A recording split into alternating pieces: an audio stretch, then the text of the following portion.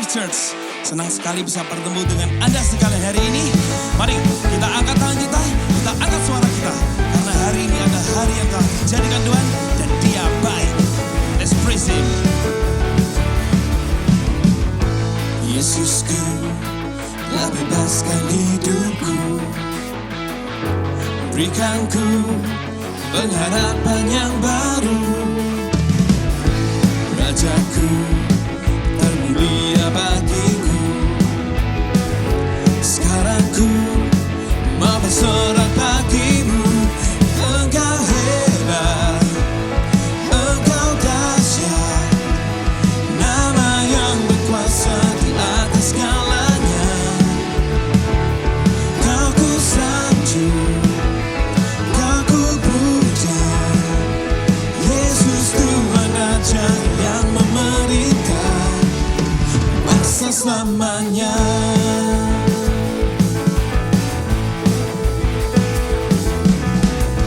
Yesusku telah bebaskan hidupku. Berikan ku pengharapan yang baru. Rajaku termulia bagiku. Sekarang ku mau bersorak bagimu. Engkau hebat, Engkau dahsyat, nama yang berkuasa di atas segalanya. Kau ku sanjung, Kau ku puja, Yesus Tuhan Raja yang memerintah. Engkau hebat, Engkau dahsyat, nama yang berkuasa di atas segalanya. Kau ku sanjung, Kau ku puja, Yesus Tuhan Raja yang memerintah kuasa selamanya.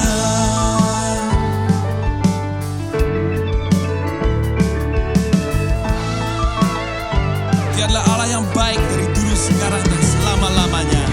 Engkau hebat, Engkau dahsyat, selama-lamanya. Engkau hebat, Engkau dahsyat, selama-lamanya. Engkau hebat, Engkau dahsyat, selama-lamanya. Engkau hebat, Engkau dahsyat, selama-lamanya. Engkau hebat, Engkau dahsyat, nama yang berkuasa di atas segalanya. Kau ku sanjung, Kau ku puja, Yesus Tuhan Raja yang memerintah. Yesus Tuhan Raja yang memerintah. Yesus Tuhan Raja yang memerintah berkuasa selamanya. Haleluya. Berikan kemuliaan kepada Tuhan kita. Tuhan kita adalah Tuhan yang berkuasa selama-lamanya. Emmanuel Life Church. Pagi hari ini Tuhan, kami datang ke hadirat-Mu, membawa segenap hati dan pikiran dan jiwa kami Tuhan. Dan kami rindu Tuhan, untuk lebih dalam lagi Tuhan berada di dalam hadirat-Mu. Thank you Jesus. Bapa, ku datang dan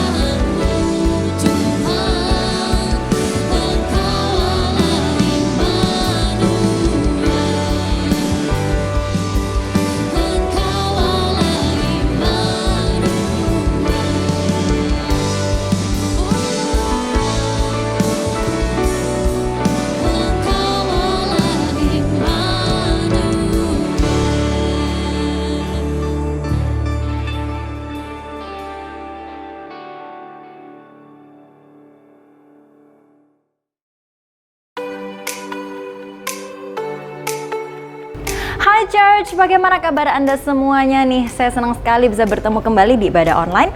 Dan saya juga ingin menyapa Anda semua dimanapun Anda berada nih. Semoga kita semua dalam keadaan yang sehat dan juga diberkati. Amin ya. Nah, untuk Anda semuanya nih yang baru pertama kali hadir dan join di ibadah online kita, jangan lupa untuk mengisi welcoming card yang ada di link di description box di bawah ini. Welcome to the family.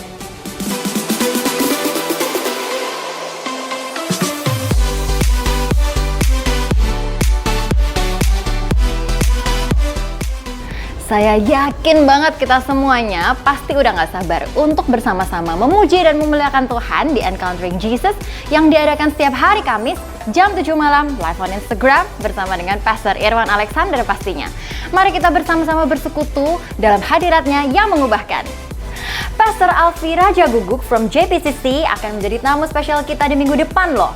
So, siapa nih yang udah gak sabar? Kalau gak sabar, jangan sampai kelewatan di Church at Home di minggu depan ya. And this is for the young people. Nah, buat kamu semuanya nih yang masih muda, kayaknya saya juga bisa ikutan kali ya. Bakalan ada ibadah live yang diadakan setiap hari Sabtu jam 4 sore via Zoom.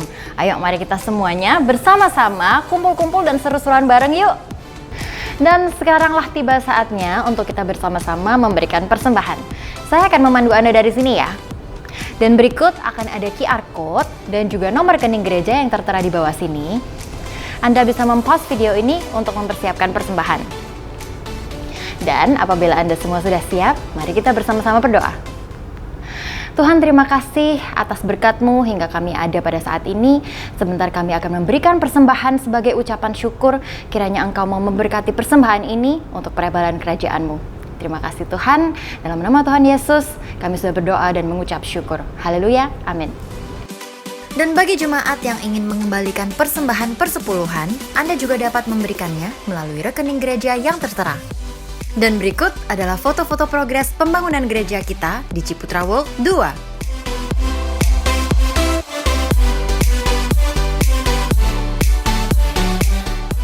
Bagi jemaat yang rindu untuk menabur benih pembangunan, Anda dapat memberikannya melalui nomor rekening pembangunan yang tertera. Nah, itu semuanya info yang Anda butuhkan di minggu ini. Saya mau ngingetin nih, jangan lupa untuk selalu jaga kesehatan dan jangan lupa untuk pakai masker. So, see you next week and God bless you. Selamat datang ke ibadah online kami. Harapan dan doa saya supaya Anda semua selalu baik-baik saja di dalam segala sesuatu karena Tuhan selalu beserta kita. Seperti yang Anda sudah ketahui, sejak bulan ini kita berada dalam bulan Connect Series, di mana kita mau membahas bagaimana pentingnya kita terhubung, kita connected satu orang sama yang lain juga connected bersama dengan Tuhan. Dan sudah diawali melalui Pastor Irwan minggu lalu, bagaimana dia berikan judul kecilnya, jadi judul besarnya kan adalah Connect Series, tapi judul kecilnya per minggu lalu adalah How Jesus Connects. Bagaimana Tuhan Yesus waktu dia di dunia ini 2000 tahun yang lalu mengkoneksikan orang-orang. Dan dijelaskan bagaimana Yesus mencari, membangun orang, bahkan dia mengutus orang. Dan kita pun harus mengikuti teladan yang sama.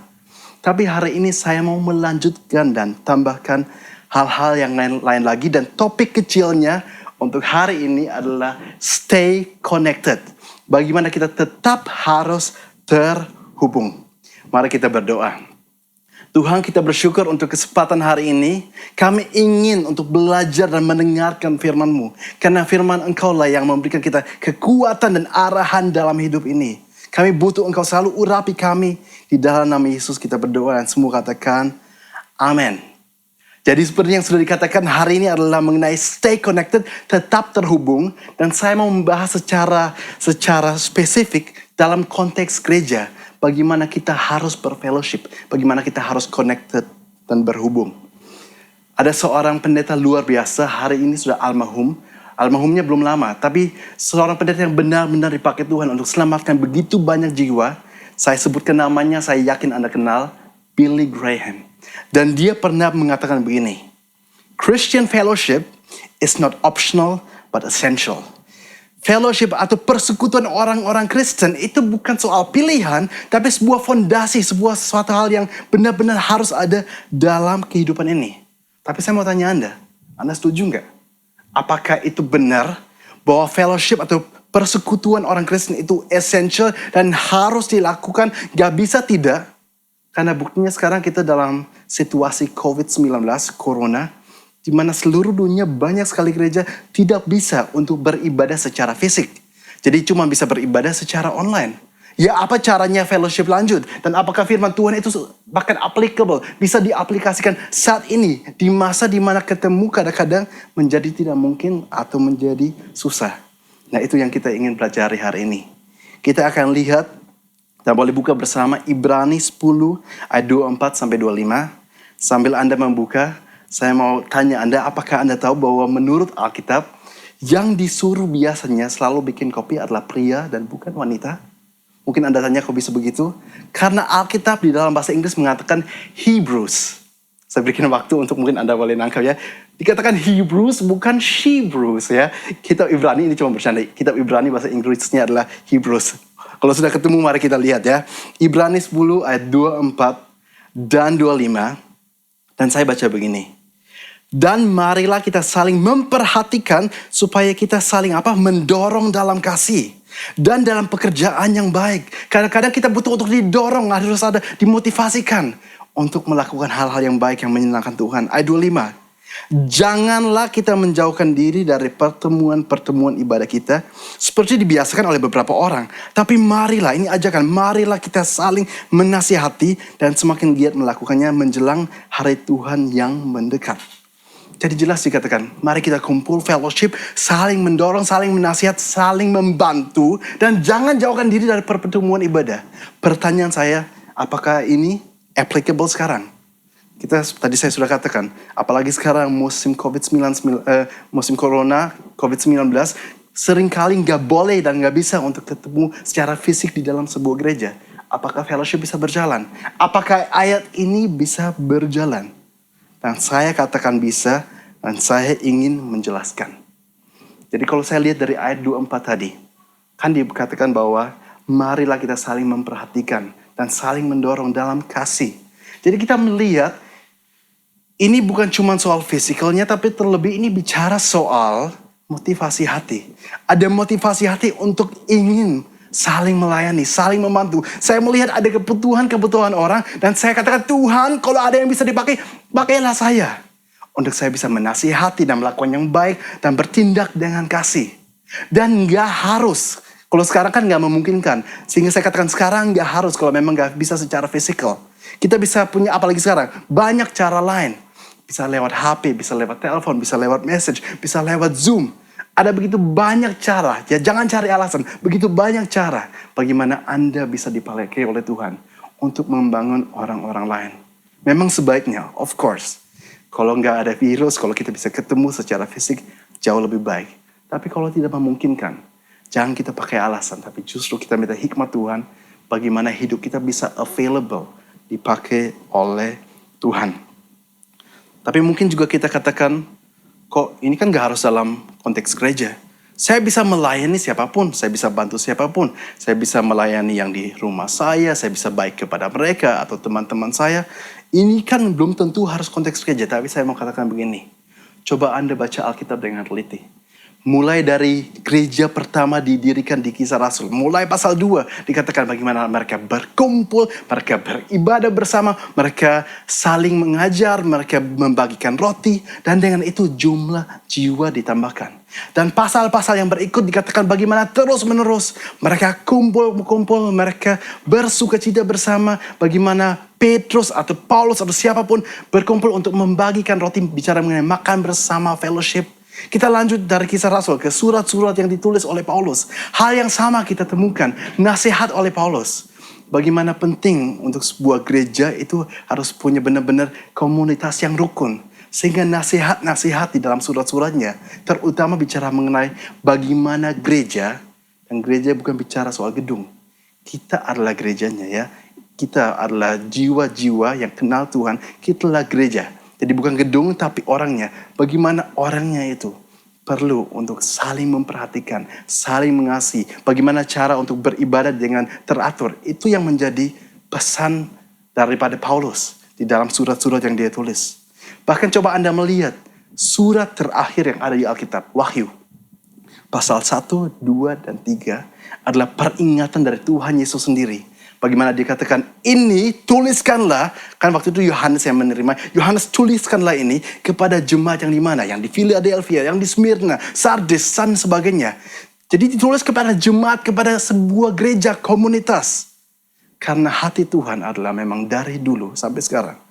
Untuk kita anak-anak Tuhan, kita connected, kita saling memperdulikan, kita benar-benar berkomunitas. Dan itu caranya Tuhan untuk membuat kita bertumbuh, dan itulah hatinya Tuhan. Pertanyaan saya hari ini, kalau itu hatinya Tuhan Yesus sendiri, apakah itu juga menjadi keinginan dan hatinya kita? Apakah hal-hal yang menyenangkan Tuhan menjadi hal-hal yang menyenangkan saya? Jangan sampai kita menjadi orang yang cari alasan, kok kan saya bisa lakukan itu di luar gereja dan banyak hal lainnya. Benar, saya bisa lakukan banyak hal di luar gereja dan harus saya jadi terang di sana. Tapi terutama, di mana menjadi tempat di mana kita dilatih dan Tuhan mau kita berkomunitas adalah sesama orang yang takut akan Tuhan, yang kenal Tuhan. Sehingga kita punya value yang sama. Kita bisa diarahkan dan banyak hal lainnya. Coba sekarang saya juga ingin kita boleh melihat ke dalam Petrus, 1 Petrus 4 ayat 10. 1 Petrus 4, dan saya akan bacakan ayat 10 dan ayat 11, dikatakan begini. Layanilah seorang akan yang lain sesuai dengan karunia yang diperoleh tiap-tiap orang sebagai pengurus yang baik dalam kasih karunia Allah. Jadi kita dianjurkan saling melayani sesuai dengan talenta, karunia, apapun itu yang Tuhan berikan dalam hidupmu. Ayat 11. Jika ada orang yang berbicara, baiklah ia berbicara sebagai orang yang menyampaikan firman Allah. Jika ada orang yang melayani, baiklah ia melakukannya dengan apa? Kekuatan yang dianugerahkan Allah. Supaya Allah dimuliakan dalam segala sesuatu karena Yesus Kristus, ialah yang empunya kemuliaan dan kuasa sampai selama-lamanya. Amin. Nah, sebelum Anda nanti katakan, ini kan gak harus juga dalam konteks gereja, ini kan bisa di luar gereja, saling melayani. Tapi nanti saya akan tunjukkan di dalam surat Petrus ini, bahwa jelas-jelas 100% ini ditulis dalam konteks gereja. Dan saya termasuk orang yang jarang suka memakai kata 100%, kecuali saya memang yakin 100%. Jadi kalau saya nggak yakin, benar-benar yakin, saya nggak akan katakan. Tapi saya katakan, ini konteksnya 100% bicara kepada komunitas gereja, tapi kita lihat nanti. Tapi intinya dari yang kita sudah baca sekarang, kita melihat bagaimana Tuhan ingin bukan cuma kita menghadiri gereja, menghadiri ibadah. Ya, memang hari ini konteks atau kata gereja itu pengertian yang berubah. Jadi memang kita menurut Alkitab, kitalah adalah gereja orang-orangnya. Tapi juga kita tahu hari ini gedung yang kita pakai untuk kumpul atau kita beribadahnya memang juga biasanya disebut oleh orang itu adalah bergereja. Jadi kita melihat Tuhan ingin bukan cuma kita bergereja dalam artian kita menghadiri sebuah ibadah. Tapi Tuhan ingin supaya kita terlibat. Benar-benar kita bukan cuma menerima tapi juga kita mengeluarkan sesuatu. Terlibat, berpartisipasi dalam sebuah ibadah. Sehingga dikatakan saling layanilah sesuai dengan apa yang Tuhan sudah percayakan di dalam hidupmu. Jadi ini bukan berarti ya, kalau Anda sekarang di dalam gereja New Life Church, bukan berarti Anda harus, ya 100% harus cuma pokoknya melayani dalam gereja, contohnya jadi guru sekolah minggu. Ditempatkan namanya guru NLK, New Life Kids, guru NLK. Atau harus jadi usher, harus jadi mulmet, harus nanti di bagian editing, atau bagian manapun yang bisa pelayanan. Tentunya memang bukan cuma bicara mengenai itu, kita bisa saling melayani dalam segala hal, bahkan langsung ke orangnya. Gak harus selalu tergabung dalam sebuah pelayanan yang ada. Namun sampai kapanpun, untuk gereja berjalan, ada tugas-tugas yang perlu dilakukan. Dan kalau Anda termasuk orang yang punya sebuah talenta dan bakat yang Tuhan berikan, dan Anda merasa Tuhan mendorong Anda untuk melakukannya, saya katakan sign up. Anda selalu punya kesempatan untuk bisa chat ke administrasi gereja, Anda bisa telepon, Anda bisa WhatsApp dan sebagainya. Katakan, saya mau terlibat. Kalau Anda di live group, katakan kepada gembala Anda, saya mau terlibat, dan nanti dia akan hubungkan. Berikan dirimu dipakai oleh Tuhan. Tapi sekarang secara spesifik, kita mau melihat dua alasan yang kita temukan di dalam ayat ini. Mengapa Tuhan mau kita tertanam dan connected, tergabung, terhubung di dalam sebuah komunitas gereja. Dan poin pertama yang saya akan berikan adalah kita adalah pengurus. Kalau bahasa Inggris yang saya yakin sering Anda dengar adalah kata stewardship. Kita adalah pengurus yang baik, steward yang baik. Ayat 11 tadi mengatakan, 1 Petrus pasal 4, kalau ada orang yang bicara, baiklah ia bicara seperti orang yang sampaikan firman.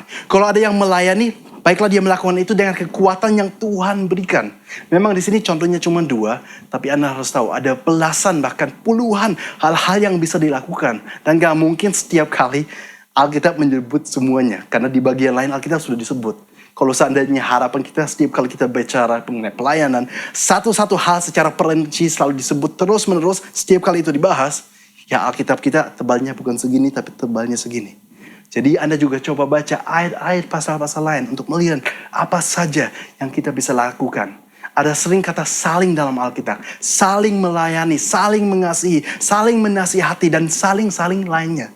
Anda pelajari, Anda baca yang menjadi kerinduan Tuhan untuk apa yang kita bisa lakukan di sini.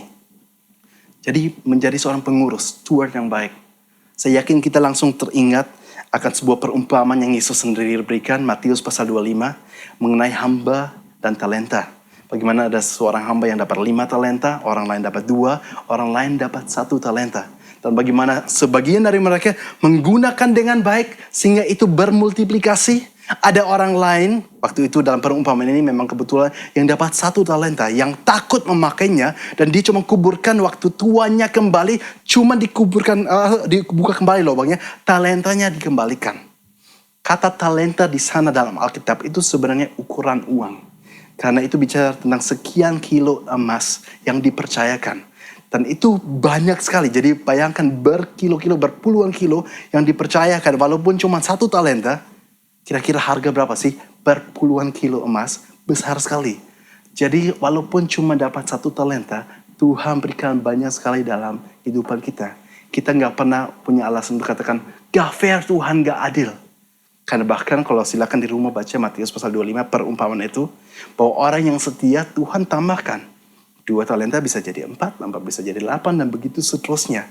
Jadi walaupun ada yang merasa, kok latar belakang saya dengan latar belakang orang lain, pendidikan saya sama pendidikan orang lain, seolah-olah gak fair tempat di mana saya lahir sehingga saya alami seperti ini.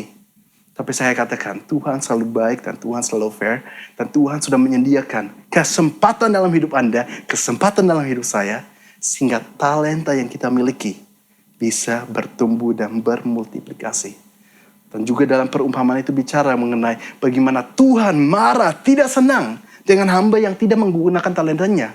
Karena seharusnya itu mempermuliakan Tuhan, dan Tuhan sudah berikan, malah kita cuma pendam dan kita gak mau pakai. Karena begitu banyak alasan yang biasanya dipakai. Jadi saya katakan hari ini begini, jadilah steward yang baik. Jadilah pengurus, pengelola yang baik. Di mana apapun yang Tuhan sudah percayakan dalam hidupmu, katakan, Tuhan, saya mau dipakai oleh Engkau, dan percayalah, Engkau akan melihat bagaimana hal itu akan bertambah banyak di dalam kehidupan Anda. Sekarang poin kedua di dalam ayat ini kita temukan. Kenapa penting kita tertanam dan terconnected, ya, bergabung di dalam sebuah komunitas gereja. Dan saya akan baca kembali ayat 11, tapi kali ini bagian B saja. Dikatakan kita lakukan ini semua, kita melayani, dipakai oleh Tuhan. Ada kata supaya Allah dimuliakan dalam segala sesuatu karena Yesus Kristus. Tuhan Yesus Kristus kita dimuliakan pada saat kita katakan, Tuhan saya mau dipakai oleh Engkau. Kau bisa. Karena itu menunjukkan bahwa kita benar-benar menghargai karunia atau karya Yesus Kristus di kayu salib. Di mana kita katakan, oke, Engkau mati bagi saya dan itu luar biasa. Tapi gak cukup sampai di sana. Saya tahu justru dengan Engkau mati, Engkau sudah membuka jalan, saya sudah ditebus, saya sudah didiami Roh Kudus. Sehingga hari ini saya memiliki kuasa, saya punya otoritas, saya punya karunia-karunia dan banyak hal lainnya yang Engkau sudah sediakan. Dan hari ini semua hal yang Engkau sediakan, saya mau dipakai supaya dunia melihat bahwa bukan karena saya bisa lakukan semuanya, tapi karena Tuhan. Dan juga Tuhan punya sebuah rencana supaya kerajaannya dibangun. Dan kita mau terlibat di sana. Semuanya itu memuliakan nama Tuhan. Jadi saya katakan hari ini ya. Ini menjadi waktunya kita semua introspeksi diri.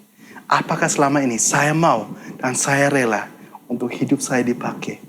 Bukan cuman kepada keluarga saya dan itu penting. Bukan cuma kepada tetangga saya dan itu penting. Bukan cuma di tempat di mana gelap. Tapi juga di dalam sebuah komunitas gereja. di mana kita menerima dan kita memberikan dan saling membangun, dan gereja itu menjadi semakin kokoh.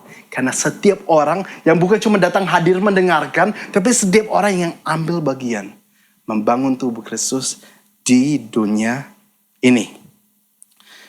Tadi saya sudah katakan bahwa saya mau buktikan bahwa ini konteksnya adalah gereja ya.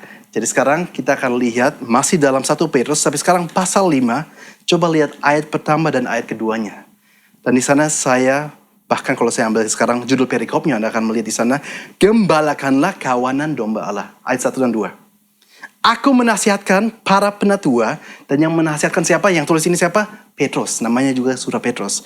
Aku Petrus menasihatkan para penatua di antara kamu. Aku sebagai teman penatua, jadi jelas Petrus walaupun rasul, dia merasa saya juga seorang penatua. Saya sebagai seorang teman penatua dan saksi penderitaan Kristus yang juga akan mendapat bagian dalam kemuliaan yang akan dinyatakan nanti atau kelak. Ayat 2, gembalakanlah kawanan domba Allah yang ada padamu, jangan dengan paksa tapi dengan sukarela sesuai dengan kehendak Allah. Dan jangan karena mau mencari keuntungan tapi dengan pengabdian diri. Jadi Petrus ini lagi menulis kepada siapa? Penatua-penatua. Anda harus tahu penatua-penatua itu kata lainnya untuk seorang gembala di zaman waktu itu. Karena jelas kalau kita baca ayat 1 dan 2 bahwa tugasnya penatua adalah menggembalakan. Nah kita nanti cek surat-surat yang lain, hal yang sama dijelaskan di sana. Intinya ini bicara mengenai penggembalaan. Konteksnya dalam sebuah komunitas gereja. Jadi jelas ini bukan konteksnya mengenai oke, kita anak Tuhan pokoknya berbuat baik, kita melayani orang-orang yang di luar sana yang gak mengenal Tuhan. Memang itu baik dan memang itu harus kita dipanggil untuk melakukan hal itu. Tapi jangan lupa bahwa Tuhan juga memanggil kita untuk berkomunitas.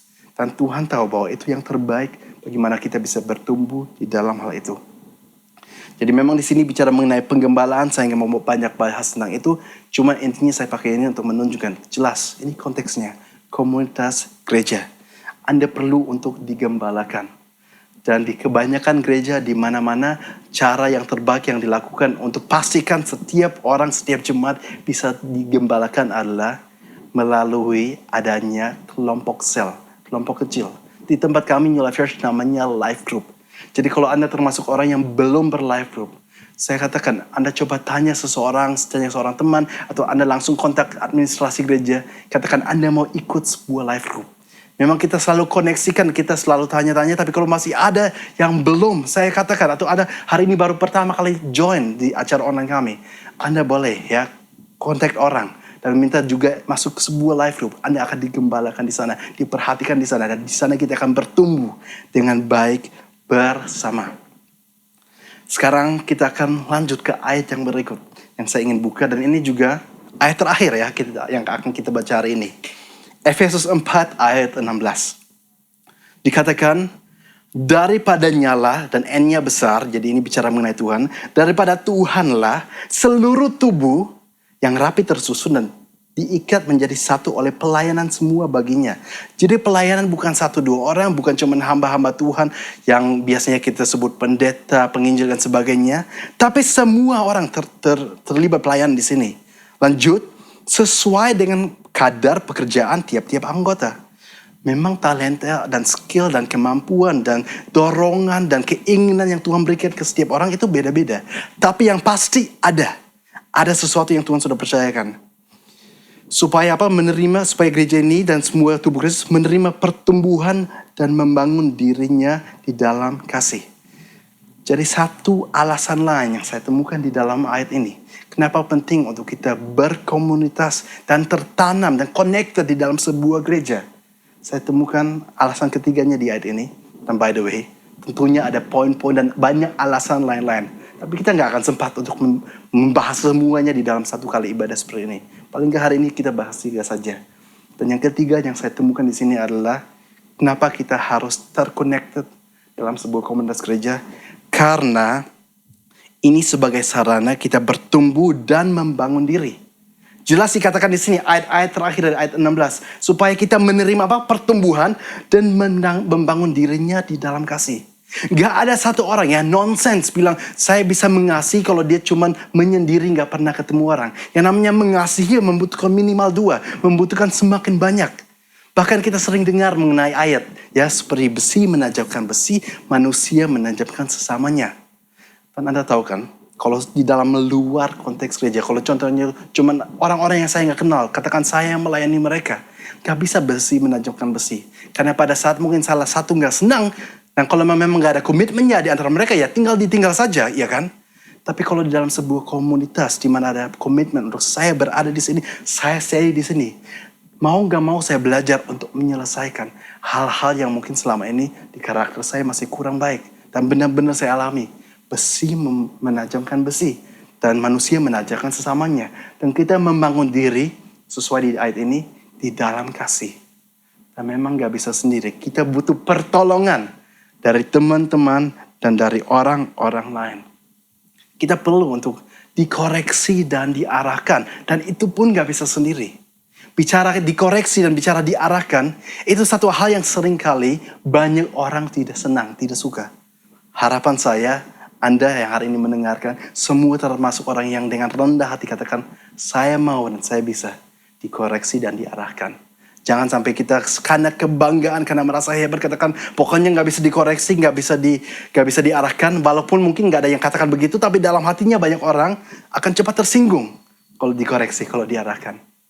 Izinkan saya berikan sebuah ilustrasi. Saya mendengarnya dari seorang hamba Tuhan yang lain dan saya sangat diberkati. Dan saya ingin sampaikan begini. Bayangkan ada sebuah kota kecil. Dan di kota kecil ini lagi ada sebuah acara besar yang diadakan. Acara itu cuma setahun sekali dan semua orang di kota kecil itu sudah tahu, oke, ini memang acara besar. Kemungkinan besar dari mana-mana kota-kota lain orang-orang akan datang ke kota ini.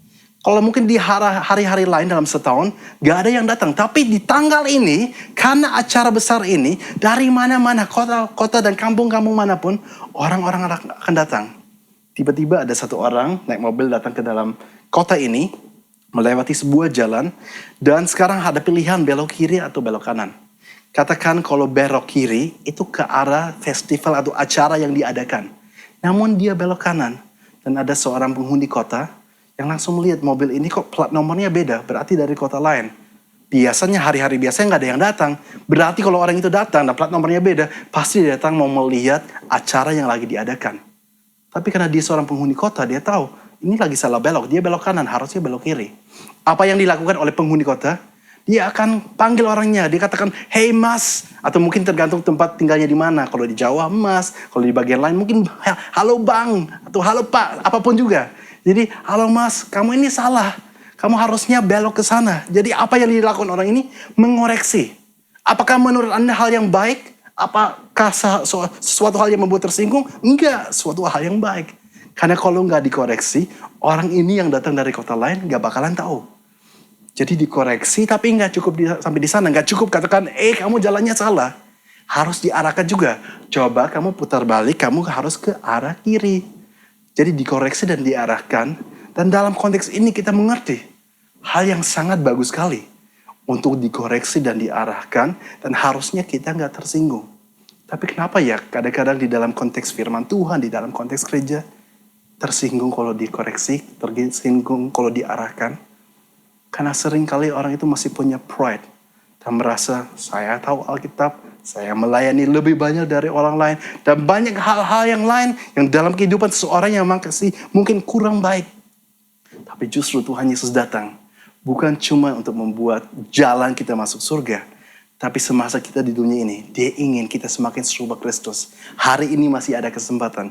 Di mana dalam sebuah komunitas, kalau Anda benar-benar mau connected, Anda akan benar pasti ya dikoreksi dan Anda akan diarahkan. Dan hidup Anda semakin serupa dengan Kristus. Dan itu memuliakan Tuhan. Jadi relakan diri Anda. Saya nggak tahu hari ini siapa saja yang mendengar. Apakah jemaat semua, atau juga banyak orang yang mungkin dari belum bergereja. Saya katakan hari ini, milihlah sebuah gereja di mana Anda bisa tertanam dan terconnected. Itu menjadi hatinya Tuhan. Dan biarlah hatinya Tuhan juga menjadi hati kita hari ini. Saya akan merangkum ya apa yang sudah kita belajar hari ini. Kenapa penting dan alasan-alasan yang diberikan dalam Alkitab. Secara spesifik hari ini kita bahas 3 saja. Alasan kenapa perlu untuk kita tertanam dan terconnected. Tergabung ya. Terhubung di dalam sebuah komunitas gereja. Yang pertama, karena kita adalah seorang pengurus, pengelola. Dan kita harus belajar untuk memakai skill, bakat, talenta, semua yang Tuhan sudah percayakan.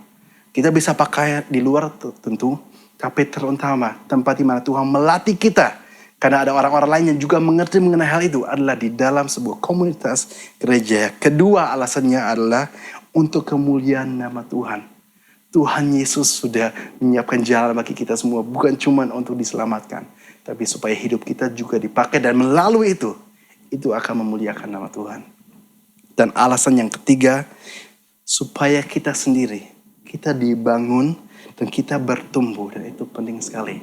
Tuhan ingin melihat ada sebuah perubahan, sebuah proses sanctification yang terjadi di dalam kehidupan kita. Dan bahkan saya ingin memberikan sebuah dorongan kepada kita semua hari ini.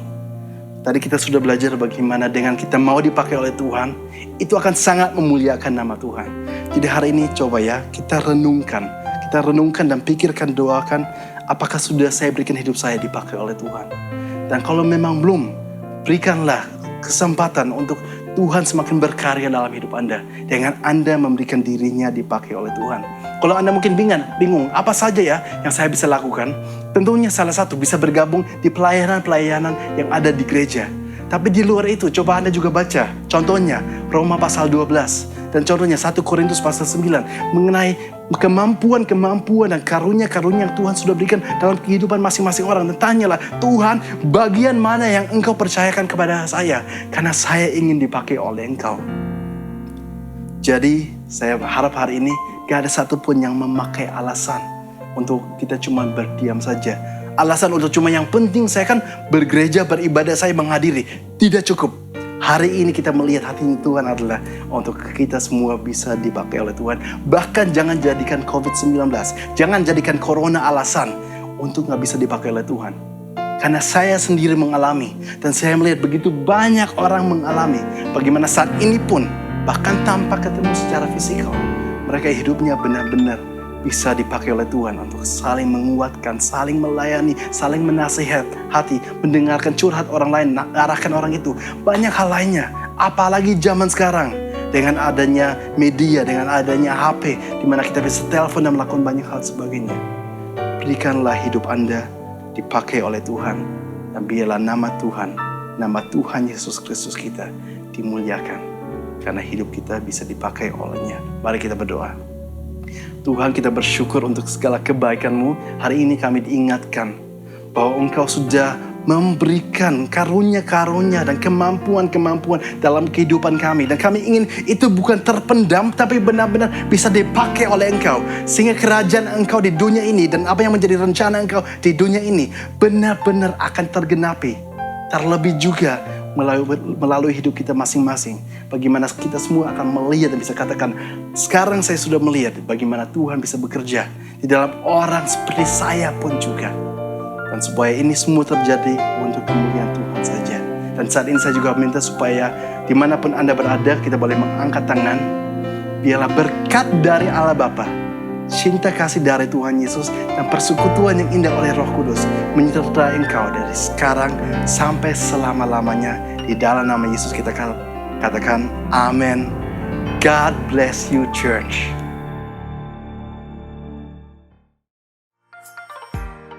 Terima kasih sudah bergabung bersama kami di dalam ibadah online kami. Apabila Anda membutuhkan informasi, Anda dapat menghubungi kami melalui Instagram atau call center. Have an awesome week ahead, stay safe, and God bless you.